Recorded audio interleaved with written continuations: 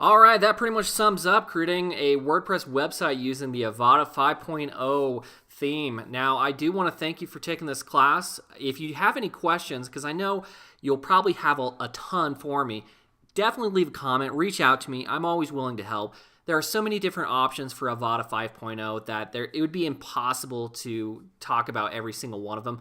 But I think you should have a basic understanding of how to set up a page, how to work your blog, how the different elements work, including the Fusion slider.